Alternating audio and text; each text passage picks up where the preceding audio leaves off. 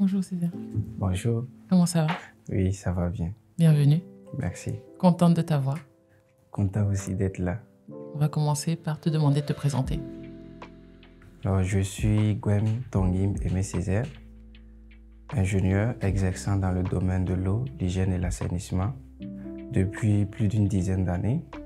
Et actuellement, je suis ingénieur WASH au niveau de UNICEF au Burkina Faso.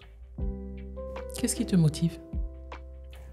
Alors, ce qui me motive, c'est apporter ma contribution en tant que jeune expert du domaine de l'eau, l'hygiène et l'assainissement et au niveau du Burkina Faso.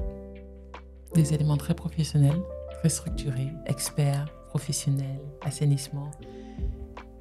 Qui est l'humain derrière tout ça? Alors, l'humain qui se cache derrière Gwem, c'est une personne qui a une certaine humilité et qui est dotée d'une certaine générosité. Et cette générosité s'exprime comment? Alors, cette générosité, elle s'exprime sur le plan professionnel à apporter tout le temps un appui à mes collaborateurs, mais au-delà de ça, pour les professionnels qui sont plus jeunes que moi, je les apporte mon aide en dehors du cadre professionnel. Ça veut dire quoi en dehors du cadre professionnel? Ça veut dire que je les mentor en fonction des faiblesses que j'essaie d'identifier à leur niveau. Je prends de mon temps et j'essaie de les accompagner au fur et à mesure pour qu'ils puissent grandir professionnellement et traverser certains défis que le monde professionnel arrive à mettre en fait devant. Est-ce que tu es fier de ton travail dans l'assainissement? Je suis très fier de mon travail dans l'assainissement parce que c'est un travail qui, en plus de me passionner, me permet de ressentir et de voir que j'apporte quelque chose de concret au sein des communautés. Donne-moi un exemple de quand quelque chose t'a vraiment marqué au niveau de ton apport, au niveau des communautés. Alors, en 2017, je travaillais dans la région de l'Est du Burkina Faso et je résidais au sein d'une commune où j'allais faire la mise en œuvre d'un projet d'amélioration de l'accès à l'hygiène au sein de ces communautés. Alors, au sein de cette communauté, il y avait un chef de village qui était très engagé pour la cause de l'assainissement. Dans le cadre de mon travail, je me suis lié en fait d'amitié avec ce chef.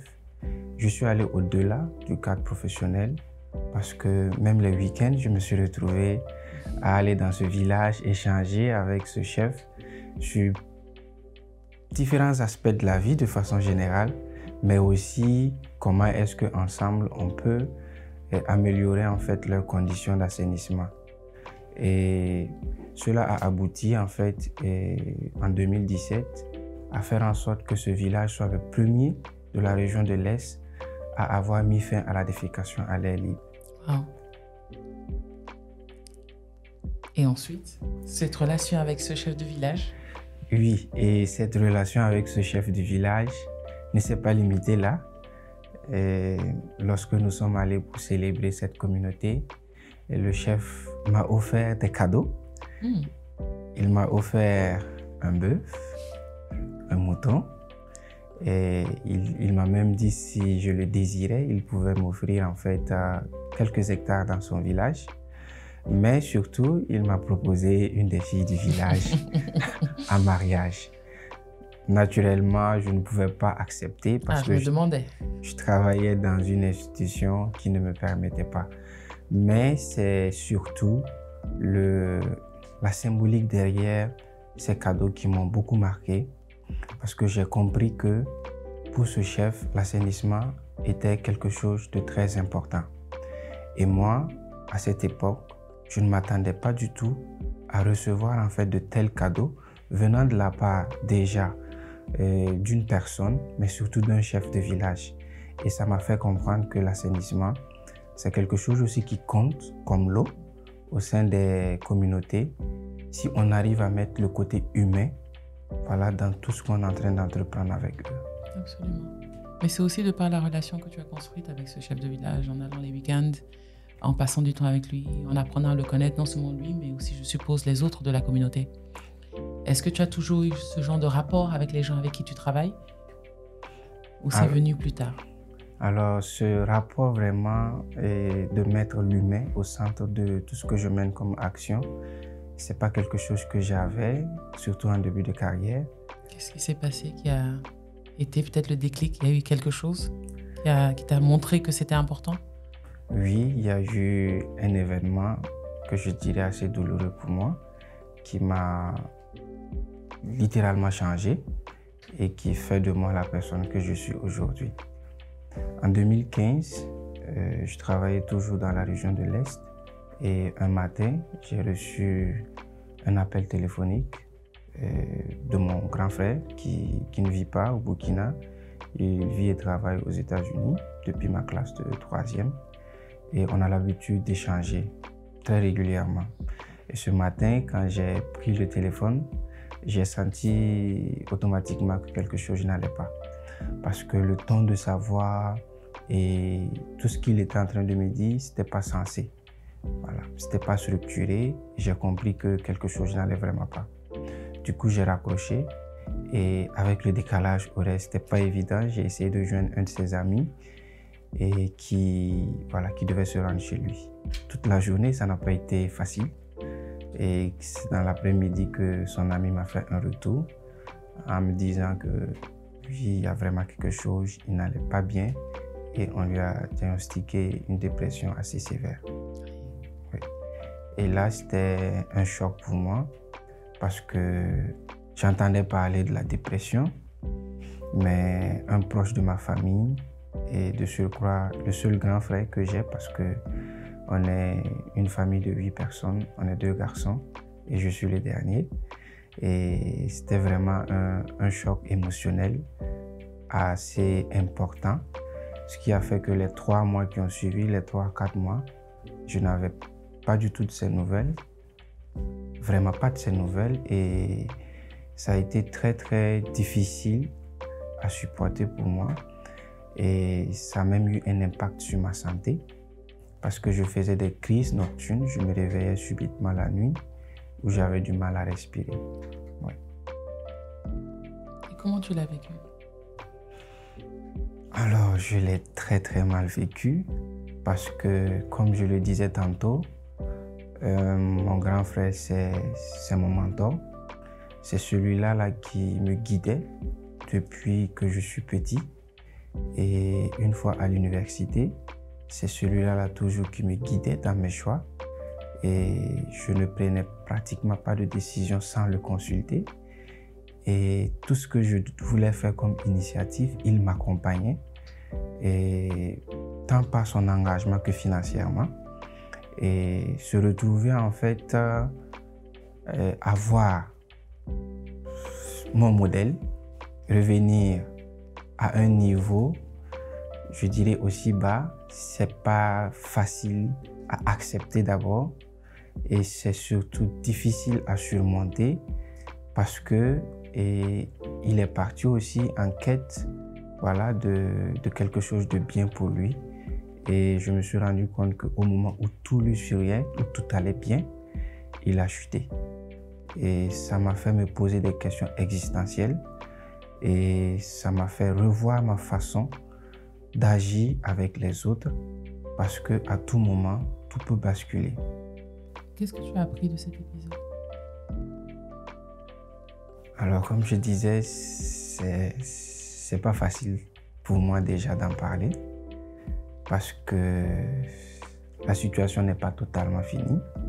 Mais ce que j'ai retenu et ce que j'ai tiré comme leçon, c'est qu'au-delà de tout ce qui nous arrive, il faut se comporter avec les autres bien.